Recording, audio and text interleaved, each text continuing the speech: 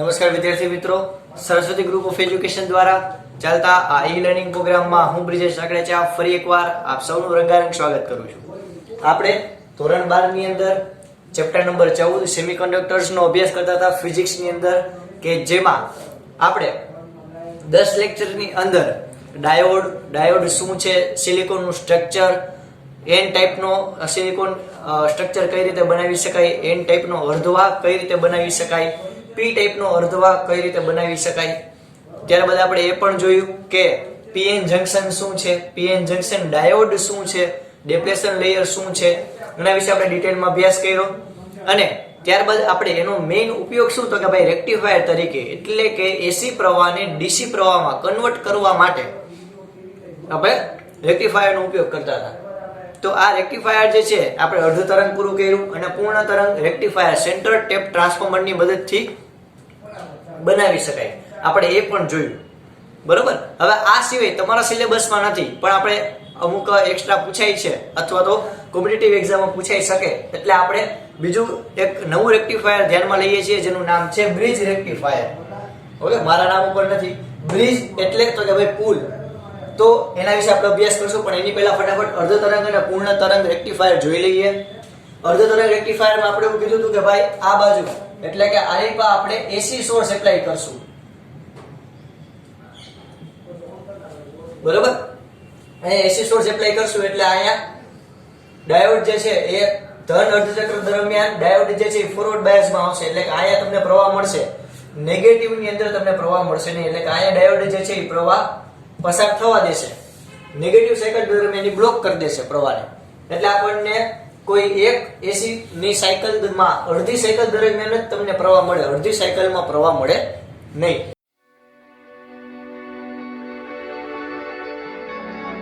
એટલે આપણે એને કહેતા હતા અર્ધ તરંગ રેક્ટિફાયર. પૂર્ણ તરંગ રેક્ટિફાયર કોને કહેવાય, તો કે ભાઈ આ એસી નું પૂર્ણ તરંગ છે એ પૂરેપૂરા તરંગને ધ્યાનમાં લઈ આપણે, એટલે કે પૂરેપૂરા તરંગમાં તમને પ્રવાહ મળે તેને આપણે પૂર્ણ તરંગ કહેતા હતા. હવે પૂર્ણ તરંગ રેક્ટિફાયર છે ને છોકરાઓ, એ બે રીતે બનાવી શકાય. એક છે એ સેન્ટર ટેપ ટ્રાન્સફોર્મરની મદદથી બનાવી શકાય, કે જે આપણે આપણા સિલેબસમાં જોયું. આ સિવાય ફક્ત ડાયોડનો ઉપયોગ કરીને પણ આપણે બ્રિજ રેક્ટિફાયર જેનું નામ છે, ફક્ત ડાયોડનો ઉપયોગ કરીને પણ તમે પૂર્ણ તરંગ રેક્ટિફાયર બનાવી શકો. વ્યવહારમાં વધારે પડતું ઉપયોગમાં બ્રિજ રેક્ટિફાયર લેવાય છે, કારણ કે અહીંયા તમે transformer centre tap transformer fit કરો એના કરતા સસ્તું આપણને આ પડે, કારણ કે ડાયોડ 2 રૂપિયાનો એક આવે, આવા 4 લઈ લે એટલે 8 રૂપિયામાં આપણું રેક્ટિફાયર તૈયાર થઈ જાય. ઓકે, તો એટલે અહીંયા ટ્રાન્સફોર્મરની જરૂર તો છે જ, પણ સેન્ટર ટેપ ટ્રાન્સફોર્મરની થોડી કોસ્ટ આના કરતા વધારે, એટલે વ્યવહારમાં વધારે પડતું આ વપરાય છે. ઓકે, આપણે જોઈએ પેલા સેન્ટર ટેપ ટ્રાન્સફોર્મર. તો કે આમાં આપણે જોયું કે ભાઈ અહીંયા 3 છેડા હશે, એમાંથી 2 છેડા જે છે એ D1 અને D2 સાથે જોડેલા છે, અને જે એક ગ્રાઉન્ડ છેડો છે એ અવરોધના એક છેડા સાથે દીધેલો હશે. એટલે થશે શું, તો કે જ્યારે ભાઈ પોઝિટિવ સાયકલ હશે, અહીંયાથી આપણે જ્યારે એસી સોર્સ એપ્લાય કરશી તો એસી ના ધન અર્ધચક્ર દરમિયાન આ ડાયોડ D1 છે એમાંથી પ્રવાહ પસાર થશે, એટલે કે પોઝિટિવ સાયકલ દરમિયાન આપણને D1 માંથી પ્રવાહ પસાર થશે. જ્યારે નેગેટિવ સાયકલ થઈ જાય તો ત્યારે આ D1 આની જેમ જ બંધ થઈ જાય, પણ ત્યારે D2 છે અહીંયા આપણે જોડેલો છે, એટલે એમાંથી પ્રવાહ પસાર થશે, એટલે કે નેગેટિવ સાયકલ દરમિયાન D2 કાર્યરત થશે. ફરી પાછું પોઝિટિવમાં D1 અને આમાં D2, તો આવી રીતે તમને પ્રવાહ મળે. તો આ થયો આપણા સેન્ટર ટેપ ટ્રાન્સફોર્મરની મદદથી પૂર્ણ તરંગ રેક્ટિફાયર. આ સિવાય બીજું છે એનું નામ છે બ્રિજ રેક્ટિફાયર. બ્રિજ એટલે તો કે ભાઈ બ્રિજ એટલે આપણને ખબર છે પુલ થાય, પુલ. બરોબર. તો બ્રિજ એટલે તમે જો તો કે 4 જોટા આપ્યા છે, એટલે કે 4 ડાયોડ તમને આપ્યા છે. હવે 4 ડાયોડમાંથી 2 ડાયોડ છે એ આવી રીતે પોઝિશનમાં છે. તમે આ જ આકૃતિનું અહીંયા ઝૂમ કરીને દેખાડું તો આવી રીતે આ 2 ડાયોડ D1 અને D4 એ મેં તમને દેખાડ્યું તે રીતે કાર્યરત છે, જ્યારે D2 અને D3 છે એ આવી રીતે કાર્યરત છે.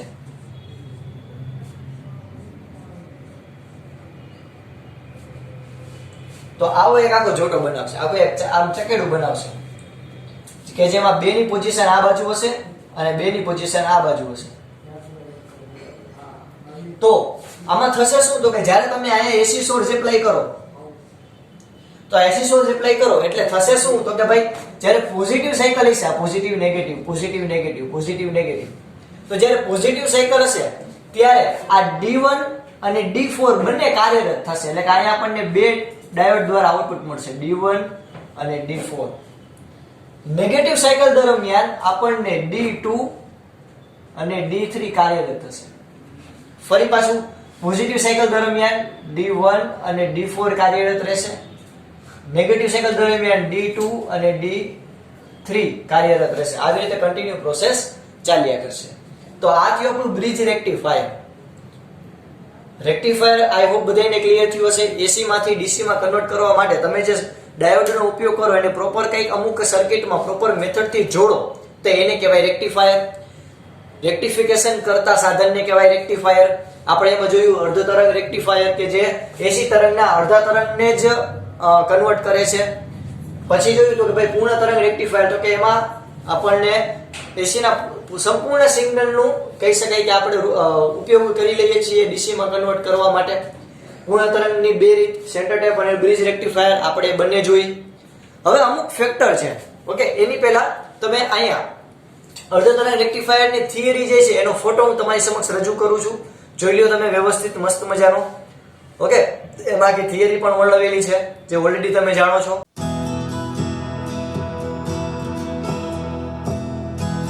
ત્યારબાદ સેન્ટર ટેપ ટ્રાન્સફોર્મર છે એની પણ આખી થિયરી વર્ણવેલી છે. એ પણ તમે જોઈ શકો છો તમારી સ્ક્રીન ઉપર મસ્ત મજાનો ફોટો.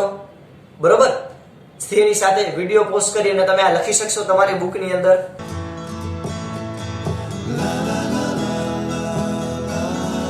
અને ત્રીજું જે છે બ્રિજ રેક્ટિફાયર, એનું પણ કહી શકાય કે આકૃતિ અને વર્ણન કરેલું છે.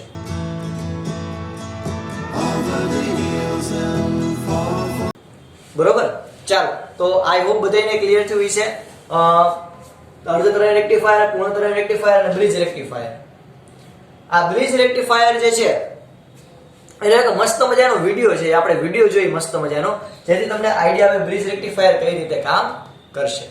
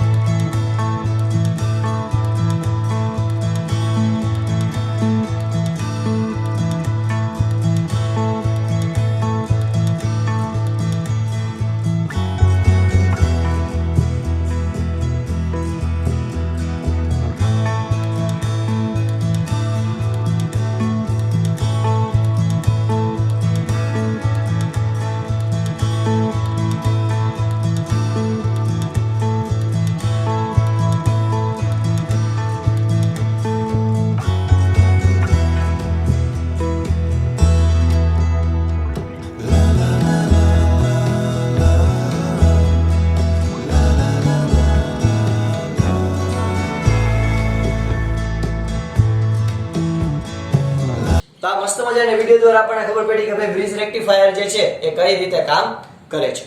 હવે આપણે ત્યાંથી આગળ વધીએ તો આના અમુક ફેક્ટર છે, અમુક માહિતી છે એને આપણે કોષ્ટક સ્વરૂપે દર્શાવીએ તો આપણે આ ત્રણેય રેક્ટિફાયરનો ડિફરન્સ ક્લિયરલી કરી શકાય. આનો ખાસ આઈએમપી તમે કહી શકાય કે મોસ્ટ આઈએમપી આ ટોપિક કહેવાય. એટલે કે આ એક ટોપિક પણ કહી શકાય આ ચેપ્ટરમાંથી આઈએમપી ગુજકેટ, જેડબલઈ કે નીટ માટે, કારણ કે આની અંદર અમુક પેરામીટર કમ્પેરિઝનમાં તમારે યાદ રાખશો તો તમને ઘણો ફાયદો રહેશે. ઓકે, સૌથી પહેલા આપણે જોઈએ કે આની ભાઈ કાર્યક્ષમતા બધા ડાયોડની. તો ભાઈ બધા ડાયોડ જે છે ને કાર્યક્ષમતા તમે જુઓ તો કાર્યક્ષમતા કઈ રીતે મળશે તો કે ભાઈ આઉટપુટના છેદમાં ઇનપુટ. તમે 11th માં ભણી ગયા કાર્યક્ષમતા, ઘણા બધા ચેપ્ટરમાં આવતું થર્મોડાયનેમિક્સ થી માંડીને. કાર્યક્ષમતા એટલે ઇન શોર્ટ શું થાય તો કે ભાઈ આઉટપુટના છેદમાં ઇનપુટ. ભાઈ આપણો આઉટપુટ શું છે તો કે ભાઈ આપણો ડીસી પ્રવાહ જે તમને મળે છે આપણો આઉટપુટ છે, જો ઓપી લખેલું છે. અને ઇનપુટમાં આપણને શું મળે છે તો કે ભાઈ આપણને એસી પ્રવાહ મળે છે. ઇનપુટમાં આપણે એસી પ્રવાહ દીધેલો છે. તો અહીંયા કાર્યક્ષમતા બરાબર થાય પાવર ઓફ ડીસી, એટલે કે ડીસી નો પાવર એના છેદમાં એસી નો પાવર. ડીસી નો પાવર એટલે I²R. તો અહીંયા ડીસી છે ને ડીસી માં તમને જે પ્રવાહ મળે એનો વર્ગ એને ગુણ્યા આ જે RL નું મૂલ્ય, લોડ અવરોધનું મૂલ્ય. અને એસી ને આપણે જ્યારે જગતની માલિકામાં વાત કરીએ તો એસી એમાં તમને જે પ્રવાહ મળે એસી માં કયો પ્રવાહ છે તો કે ભાઈ આરએમએસ પ્રવાહ રૂટ મીન સ્ક્વેર. તો આરએમએસ નો સ્ક્વેર કૌંસમાં હવે આ એસી પ્રવાહમાં કયો અવરોધ ધ્યાનમાં લેશો તો કે ભાઈ આરએન પણ તમારે લેવો પડશે પ્લસ અહીંયા તમે જે આઉટપુટમાં તમને જે કહી શકાય કે જે પ્રવાહ મળ્યો એ પ્યોર જો ડીસી નથી, એમાં પણ એસી ના ઘટક છે. તો આ આરએફ એટલે શું થાય તો કે એક પ્રકારના અવરોધ જે છે કે જે એસી પ્રવાહની અંદર હોય. તો RF plus RL, don't worry, આના કંઈ દાખલા નથી, જસ્ટ આ સૂત્ર તમને અહીંયા શીખવાડું છું કે આ એસી પ્રવાહનો જે એસી સાઈડનો જે અવરોધ જે હશે એ આરએફ પ્લસ આરએલ અને ઉપરની બાજુ આઉટપુટની અંદર આરએલ. આઈ હોપ બધાને ક્લિયર થયું મસ્ત મજાનું, એવું હું ધારી લઉં. ચાલો હવે આપણે પ્યોરલી કમ્પેરિઝન કરીએ તો જો અહીંયા મસ્ત મજાનું તમને એક કોષ્ટક આપેલું છે. આ કોષ્ટકની અંદર તમને ત્રણે ત્રણ ડાયોડ જે છે એના તમને કહી શકાય કે બાયફોકેશન મસ્ત રીતે આપેલા છે. એમાં સૌથી પહેલા કીધું છે ડાયોડની સંખ્યા. તો ડાયોડની સંખ્યા તમે જુઓ આપણી સ્ક્રીન ઉપર તો પહેલા અર્ધ તરંગમાં 1, પૂર્ણ તરંગમાં 2 અને બ્રિજમાં 4. તો જો લખેલું હોય છે સૌથી પહેલા કે પહેલામાં 2, પહેલામાં 1, બીજામાં 2 અને પૂર્ણ બ્રિજ રેક્ટિફાયરમાં 4. ત્યારબાદ તો કે ટ્રાન્સફોર્મરની જરૂરિયાત તો કે ભાઈ આમાં ટ્રાન્સફોર્મરની જરૂરિયાત નથી, આમાં ટ્રાન્સફોર્મરની જરૂરિયાત છે અને આમાં ટ્રાન્સફોર્મરની જરૂરિયાત નથી. કઈ જગ્યાએની વાત થાય છે તો કે ભાઈ આમાં આયા લગી તો ટ્રાન્સફોર્મર જોશે જ, પણ ત્યાર પછીની જે ક્રિયા છે કે જે ડાયોડે કરવાની હોય એની વાત કરીએ છીએ. તો આમાં જો આયા જેવો 5 વોલ્ટ એસી આવી જાય, 5 વોલ્ટ એસી પ્રવાહ, પછી ટ્રાન્સફોર્મરનું કામ પૂરું થઈ ગયું. પણ અહીંયા તમે ધ્યાનથી જોશો તો અહીંયા ટ્રાન્સફોર્મરનું કામ ઠેઠ સુધી હોય છે, અંત સુધી હોય છે. એટલે આમાં ટ્રાન્સફોર્મરની જરૂરિયાત તો અંત સુધી રહેશે પ્રોસેસમાં, અને આની અંદર પણ ટ્રાન્સફોર્મરની જરૂરિયાત અહીંયા સુધી જ રહેશે 5 વોલ્ટ ડીસી માં કન્વર્ટ કરવા. જેવા 5 વોલ્ટ એસી કન્વર્ટ થઈ જાય એટલે પછી ડાયોડ એનું કામ કરી લેશે. આમાં ટ્રાન્સફોર્મરની જરૂરિયાત પડે. ત્યારબાદ પીક ગૌણ વોલ્ટેજ તો કે ભાઈ VM અને VM એટલે કે અહીંયા તમને મહત્તમ વોલ્ટેજ કેટલા મળશે, અહીંયા મહત્તમ વોલ્ટેજ કેટલા મળશે તો કે VM, અહીંયા તો કે VM અને અહીંયા પણ VM, એમાં કઈ ફેર નહીં હોય. મહત્તમ મળતા હોય એટલા જ મળશે, પણ ફેર એટલો કે આમાં પૂરેપૂરી સાયકલમાં મળશે, આમાં અડધી સાયકલમાં મળશે. ઓકે, પીક લોડ વિદ્યુત પ્રવાહ એટલે કે મહત્તમ વિદ્યુત પ્રવાહ તો કે એનું તમને સૂત્ર 3 માં આપેલા છે. ત્યારબાદ એક યાદ રાખજો કે જો તમે બ્રિજ રેક્ટિફાયર જોઈ છે તેમાં 2RD થઈ ગયું. 2RD શું કામ થયું જો છેદમાં V ના છેદમાં 2RD પ્લસ IL. તો 2RD એટલે તો કે ભાઈ આ ડાયોડ જો બે જોડેલા છે, આમાં એક જ ડાયોડનો અવરોધ ધ્યાનમાં લેવાશે છેદમાં, કારણ કે અવરોધ I ઓહમના નિયમ મુજબ I બરાબર V ના છેદમાં R. તો વોલ્ટેજ બધે એક સરખાઈ છે. તો તમારે અવરોધ માપવું હોય પ્રવાહ માપવું હોય તો અવરોધ જે છે આના માટે અવરોધનું મૂલ્ય કેટલું છે તો કે RD પ્લસ RL. આ ડાયોડનો અવરોધ પ્લસ આવડો બે શ્રેણીમાં, આના માટે બે જો શ્રેણીમાં. પૂર્ણ તરંગ માટે વાત કરીએ તેમાં પણ જો બંને શ્રેણીમાં આયા ડાયોડના અવરોધ અને RL. જ્યારે આની અંદર આમાં જો ડાયોડ એક જ કાર્યરત હોય છે. આ પોઝિટિવ સાયકલ દરમિયાન એક ડાયોડ કાર્યરત, નેગેટિવમાં એક, આમાં એક. એટલે આપણે જે તમને સેન્ટર ટ્રાન્સફોર્મરનો તમને કોલમ દેખાય એમાં તમે જો એવી રીતે લખેલું છે કે RD પ્લસ RL. તમને પ્રશ્ન થાય છે એમાં તો બે ડાયોડ આવ્યા, તો એમાં 2RD નું આવવું જોઈએ ના. કાર્યરત કેટલો છે ડાયોડ તો કે ભાઈ એક. એટલે એક ડાયોડ કાર્યરત હોય એટલે એનો અવરોધ RD અને લોડ અવરોધ RL, એટલે એમાં RD પ્લસ RL એવી રીતે લખેલ છે. જ્યારે આ બ્રિજ રેક્ટિફાયર છે ને એમાં છોકરાઓ મેં કીધું કે બે ડાયોડ કાર્યરત છે, D1 અને D4, D2 અને D3, D1 અને D4. એટલે એમાં બે ડાયોડના અવરોધ ધ્યાનમાં લેવા પડે. એટલે તેમાં લખેલું હોય છે, જુઓ તમે ધ્યાનથી, તેમાં લખેલું હોય છે કે 2RD પ્લસ RL. ખબર પડી? તો આના ઉપરથી RMS વિદ્યુત પ્રવાહનું મૂલ્ય, કારણ કે તમે જો સંપૂર્ણ ડીસી માં કન્વર્ટ નથી થતું. ડીસી પ્રવાહ કોને કહેવાય તો કે આપણને ખબર, ડીસી પ્રવાહ આને કહેવાય કે આવી રીતે સંપૂર્ણ તમને આમ સીધી લીટી મળે ડીસી પ્રવાહ કહેવાય. પણ આ જો ડીસી પ્રવાહ આ સ્પીડ બ્રેકર જેવું કામ કરે, બમ્પર જેવું કામ કરે. તો હજી આપણે આને ડીસી પ્રવાહમાં કન્વર્ટ કરીએ ત્યારે સીધી લીટી હોવી જોઈએ, જે નથી. એનો મતલબ એમ કે આમાં હજી એસી ઘટક હાજર હશે કે જેને આપણે દૂર કરવા પડશે. હમણાં આપણે નેક્સ્ટ થોડીક વારમાં જોઈએ કે કઈ રીતે આપણે આ એસી ઘટકને દૂર કરી અને પ્યોર સીધી લીટી કરી શકાય. પણ એ પહેલા અહીંયા RMS વિદ્યુત પ્રવાહનું મૂલ્ય કેટલું હશે તો કે આમાં Im/2 અર્ધ તરંગમાં, આની અંદર Im/√2 અને ઓબ્વિયસ વાત છે, બેનું આઉટપુટ સરખું જ છે એટલે બંનેમાં Im/√2. ડીસી વિદ્યુત પ્રવાહ તમને કેટલો મળશે તો કે ભાઈ Im/π આની અંદર આમાં 2Im/π કારણ કે અહીંયા 2 મળે છે એટલે 2Im એના છેદમાં પાઈ એક આખી જો સાયકલની અહીંયા વાત થઈ છે અને અહીંયા છે 2Im/π. ક્લિયર છે? હજી એકવાર પાઈ અને 2π આ બે વસ્તુ પહેલા ક્લિયર થઈ. અહીંયા સુધી આવે અહીંયા 0 અહીંયા પાઈ અને અહીંયા 2π. તો આની અંદર હશે Im/π, આની અંદર 2Im/π અને આની અંદર પણ 2Im/π કારણ કે અહીંયા તમને આના કરતા બમણો પ્રવાહ મળે છે. ડીસી વિદ્યુત પ્રવાહની આપણે વાત કરીએ તો બરોબર. આ સિવાય અમુક અલગ અલગ તમને ફેક્ટર આપેલા છે, કાર્યક્ષમતા આપેલી છે, બધાની અલગ અલગ કાર્યક્ષમતા છે. આ કાર્યક્ષમતાના સૂત્ર મેં તમને કીધું તો આપણે એ મેળવવાની નથી પણ તમને MCQ માં પૂછે તો યાદ રાખવી જોઈએ કે અર્ધ તરંગ રેક્ટિફાયરની કાર્યક્ષમતા કેટલી હશે એ બદલાય નહીં ક્યારે. પૂર્ણ તરંગની કેટલી હશે અને પૂર્ણ તરંગમાં સેન્ટર ટેપની કેટલી હશે અને બ્રિજ રેક્ટિફાયરની કેટલી હશે અને આ સિવાય બીજા ઘટક આપેલા છે તો બધા જોવાના રહેશે. હવે આની અંદર એક લખેલું છે મસ્ત મજાનું, આની અંદર લખેલું છે તરંગ અવયવ. તો તરંગ અવયવ કોને કહેવાય તો કે તરંગ અવયવ એટલે થાય IAC ના છેદમાં IDC. ઓકે, પહેલા હું ભૂસી નાખું છું. આ લખવાનું હોય તો ફટાફટ પહેલા લખી લેજો. ચાલો ફટાફટ લખી લ્યો.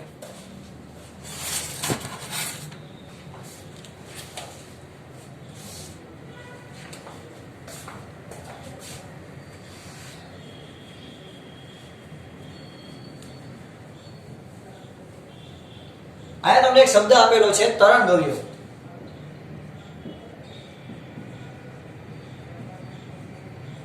કોને કહેવાય તરંગ અવયવ તો કે ભાઈ તરંગ અવયવને સ્મોલ r વડે દર્શાવાય. એનું સૂત્ર થાય IAC એના છેદમાં IDC. ઓકે, IAC એના છેદમાં IDC શું છે તો કે ભાઈ અહીંયા તમને જે પ્રવાહ મળે છે એ પ્રવાહ પ્યોર AC નથી. એ પ્રવાહ કેવો છે તો કે સોરી પ્યોર DC નથી, એમાં અમુક AC ઘટક હાજર છે.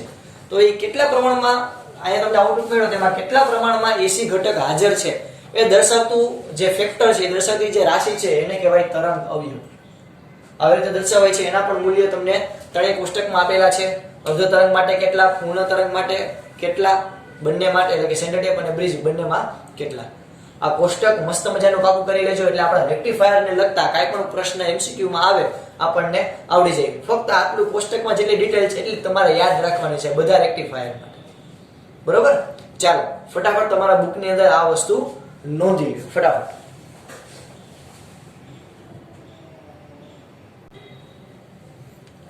ચાલો હવે આપણે આનું મસ્ત મજાનું આઉટપુટ જોઈ ગયા. અર્ધ તરંગ, પૂર્ણ તરંગ રેક્ટિફાયર કઈ રીતે કામ કરે. હવે આપણે એ જોઈશું કે ભાઈ આ પૂર્ણ તરંગ રેક્ટિફાયર છે એને પ્યોર DC માં કઈ રીતે કન્વર્ટ કરાય. આપણે AC મેળો DC પ્રવાહ મેળો પણ જો બમ્પર વાળો DC પ્રવાહ મેળો. હકીકતમાં આપણને ખબર છે કે ભાઈ DC પ્રવાહનું મૂલ્ય કેવું હોય તો કે ભાઈ એકદમ આમ સીધું સચોટ હોય, પણ એની જગ્યાએ આપણને આવી રીતે પ્રવાહ મેળો તો આવો પ્રવાહને આપણે પ્યોર DC કહી શકાય નહીં. તો આવા પ્રવાહને આપણે પ્યોર DC માં કન્વર્ટ કરવા માટે કેનો ઉપયોગ કરશું તો કે એના માટે આપણે ઇન્ડક્ટર અને કેપેસિટરનો ઉપયોગ કરીશું. તો એના માટે પહેલા તો કઈ રીતની ડિઝાઇન હશે આપણે એ સમજીએ. તો કે પહેલા તો આ બાજુથી આપણને AC સપ્લાય મળશે.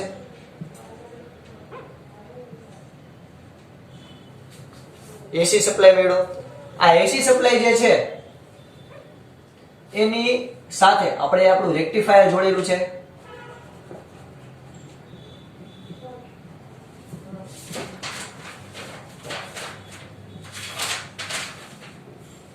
રેક્ટિફાયર.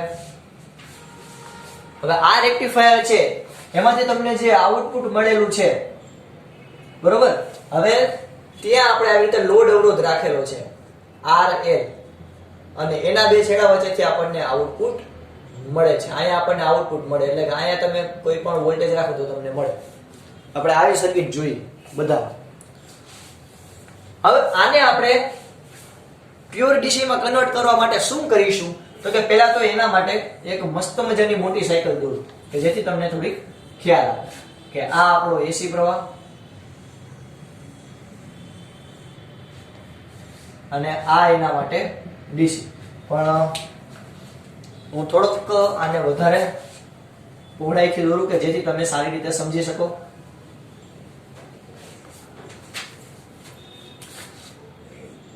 ચાલો, આ પૂર્ણ તરંગ રેક્ટિફાયર હોય તો એનું તમને આઉટપુટ કેવું મળશે?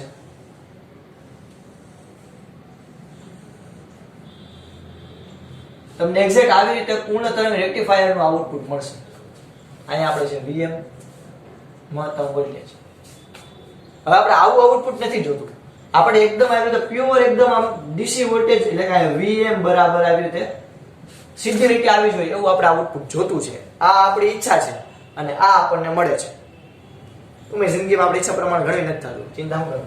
તો આપણે આને પહેલા તો કન્વર્ટ કરવા માટે શું કરશે તો કે આપણે એના માટે વચ્ચે કેપેસિટર મૂકીશું. શું મૂકીશું? કેપેસિટર. ચાલો મૂકીએ કેપેસિટર. આપણને કઈ શરમ નથી. આપણે અહીંયા જો લોડ અવરોધને સમાંતર કેપેસિટર મૂકીશું. તો જ્યારે આપણે લોડ અવરોધને સમાંતર કેપેસિટર ચાર્જ કેપેસિટર મૂકીશું, વિદ્યુત ભારે થયેલું કેપેસિટર મૂકીશું, તેના બે છેડે છે પોઝિટિવ અને નેગેટિવ. જ્યારે આપણે કેપેસિટર મૂકીશું તો થાશે શું તો કે ભાઈ રેક્ટિફાયર તો પોતાનું આઉટપુટ આપશે. કેવી રીતે તો કે ભાઈ અહીંયાથી જો વિદ્યુત પ્રવાહ વહેતો. હવે આ તમને જે અત્યારના પ્રવાહ મળે છે ને ડીસી પ્રવાહ, એ બદલતો ડીસી પ્રવાહ મળે છે. હકીકતમાં ડીસી પ્રવાહની જો આ દિશા એક જ છે, આ જ દિશામાં પ્રવાહ વહે છે, એક જ દિશામાં પ્રવાહ વહે છે, બીજી દિશામાં પ્રવાહ વહેતો નથી. પણ જે બદલતો તમને ડીસી મળે છે એની બદલે આપણે કોન્સ્ટન્ટ વેલ્યુ હોય એવો આપણે ડીસી જોઈએ છે. તો એના માટે આપણે શું કરશું તો કે વચ્ચે કેપેસિટર જોયું. હવે થશે શું તો કે ભાઈ જેવું પીક વોલ્ટેજ આવશે, અહીંયાથી આ વોલ્ટેજ જતા હશે, જેવા પીક વોલ્ટેજ આવશે ત્યાં સુધી કેપેસિટરને કાંઈ નહીં થાય. હવે જેવા અહીંયાથી વોલ્ટેજ જે છે એ ઘટવા માંડ્યા, અહીંયા આઉટપુટમાંથી જે તમને પ્રવાહ વહે છે અહીંયા એમાં વોલ્ટેજના મૂલ્ય જેવા ઘટવા માંડ્યા તો કેપેસિટરને શું થાય? ઓહ, આ તો વોલ્ટેજ ઘટે ભાઈ, ફટાફટ એને ચાર્જ આપો. કારણ કે આ તો બિચારો દાનવીર ખરો. તો એ કેપેસિટર ત્યારે ડિસ્ચાર્જ થશે અને એ વોલ્ટેજ આપશે. કેપેસિટર પોતે ડિસ્ચાર્જ થશે અને પોતે આને વોલ્ટેજ આપશે અને પોતે વોલ્ટેજ આપી અને અહીંયા સુધી ચાર્જ કરી દેશે. એટલે કે આપણો જે વોલ્ટેજ ઘટતા હતા અહીંયા સુધી વધ્યા, પછી જે વોલ્ટેજ ઘટતા હતા જ્યારે ઘટવાનું ચાલુ થાય ને ત્યારે કેપેસિટર પોતે ડિસ્ચાર્જ થઈ જાય. કેપેસિટર ત્યારે ડિસ્ચાર્જ થવા માંડે, પોતે દાન કરવા માંડે. ભાઈ તારે નમવાનું નથી, તમ તારે તું મુંજા તો અહીંયા આવતો રહેજે, બાકી તારે નમવાનું નથી. નમવા નહીં દે એને પોતે ડિસ્ચાર્જ થશે. આટલાક ભાગની અંદર કેપેસિટર ડિસ્ચાર્જ થશે.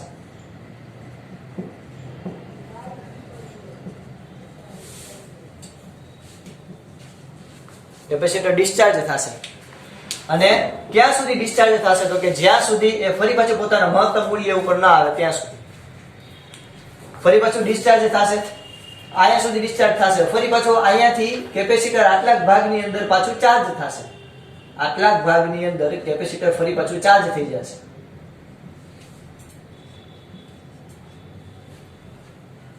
ફરી પાછું આ વિદ્યુત પ્રવાહ નમવા ગયો તો તરત કેપેસિટર કહેવાય ભાઈ તાર નમવાનું નથી, મારી પાસે આવતો રહે. એટલે કેપેસિટર ફરી પાછું એને પોતાનો વિદ્યુત ભાર આપી દેશે. ક્યાં સુધી તો કે ફરી પાછું મહત્તમ થવાનું ચાલુ ન કરે ત્યાં સુધી. એટલે કે ફરી પાછા આની અંદર કેપેસિટર ડિસ્ચાર્જ થશે, ફરી આટલાક ભાગની અંદર કેપેસિટર ચાર્જ થશે. એટલે કેપેસિટર ચાર્જ ડિસ્ચાર્જ થતું રહે અને આપણને જો પહેલા આપણને આવો પ્રવાહ મળતો હતો, પણ હવે તમે એની આકૃતિ દોરો તો કંઈક આવી થઈ ગઈ.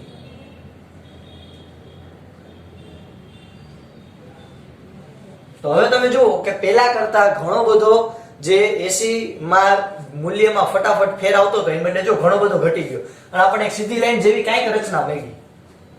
તો આ થયો ફક્ત કેપેસિટરનો ઉપયોગ કર્યો કે જ્યાં આ કેપેસિટરમાં જે વોલ્ટેજનો ઘટાડો થાય એ કેપેસિટરમાં વોલ્ટેજનો ઘટાડો થાય ને એને સમય અચળાંક કહેવાય અને સમય અચળાંક t બરાબર CR વડે દર્શાવાય. કેના વડે? CR વડે. આ તમે જોયું હશે ચેપ્ટર નંબર 8 વિદ્યુત ચુંબકીય તરંગો જે મેં ભણાવેલું હતું સેમ 3 માં ચેપ્ટર નંબર 8 એમાં ઉદાહરણનો સૌથી પહેલો દાખલો 8.1 એમાં એક ઇક્વેશન આપેલું હતું q of t is equal to something. એમાં જો સમય અચળાંક t બરાબર c into r લખેલું હતું. એ સમય અચળાંક આવડો હતો. બરાબર? તો આ t બરાબર c into r એને સમય અચળાંક કહેવાય. કે જે છે એ મોટો આનું મૂલ્ય જે છે એ બહુ મોટું હોવું જોઈએ કે જેથી તમને બની શકે એટલી સીધી લીટી મળે. તો વ્યવહારની અંદર આપણે રેક્ટિફાયરની અંદર પ્યોર એકદમ ડીસી મેળવવા માટે બહુ વધારે મૂલ્યના કેપેસિટરનો ઉપયોગ કરીએ છીએ કે જેથી બને એટલી આ લાઈન જે છે ને સીધી આવે. ખબર પડે? બને એટલી લાઈન કેવી આવે? સીધી. ડન. હવે હજી એક આમાં મોડિફાઈ કરવાની જરૂર છે કે અહીંયા સુધી આપણને કથા સમજાઈ ગઈ ભાઈ કે અહીંયા સુધી આવી રીતે આપણને પ્યોર ડીસી કહી શકાય એવો આપણને પ્રવાહ મળ્યો, પણ હજી પ્યોર ડીસી નથી મળ્યો. તો હવે આપણે આમાં શું ફેરફાર કરશી? તો કે હવે આપણું નેક્સ્ટ સ્ટેપ એ રહેશે કે આપણું જે રેક્ટિફાયર વાળી સર્કિટ છે મસ્ત મજાની રૂડી રણિયામણી, આપણે એસીસ પ્રવાહ જોડ્યો તો એમાં આપણે રેક્ટિફાયર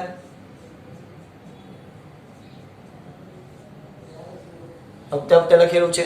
આ રેક્ટિફાયર છે એની સાથે આપણે કેપેસિટર તો જોડ્યું તું જગતની માલિકા, એની સાથે આપણે લોડ અવરોધ તો જોડ્યો તો ને જગતની માલિકા, અને અહીંયાથી આપણે આઉટપુટ મેળવતા હતા ખૂબ ભરી સોરી અહીંયાથી આપણે આઉટપુટ પણ મેળવતા હતા ખૂબ ભરી. આઈ હોપ આખું બોર્ડ આવે છે એવું ધારી લઉં તું. ઓકે, આવે છે. તો અહીંયા આપણને અવરોધ પણ આવી રીતે લખતા હતા. હવે આપણે આમાં એક વસ્તુ ઉમેરશે, શું? તો કે ઇન્ડક્ટર. કારણ કે આપણને ખબર ઇન્ડક્ટર શું કામ કરશે? તો કે પ્રવાહના મૂલ્યને બદલતું અટકાવશે.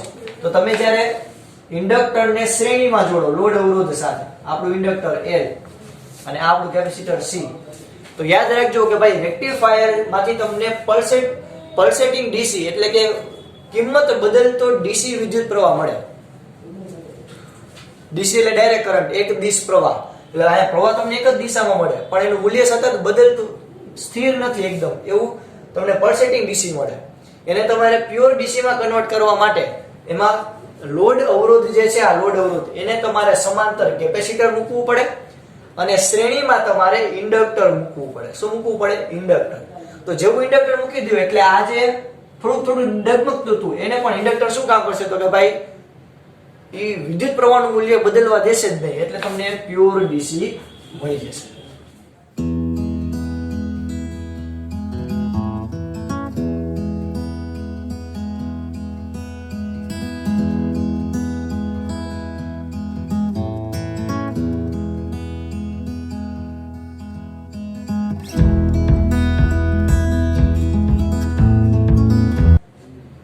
આઈ હોપ બધાને ક્લિયર થયું છે.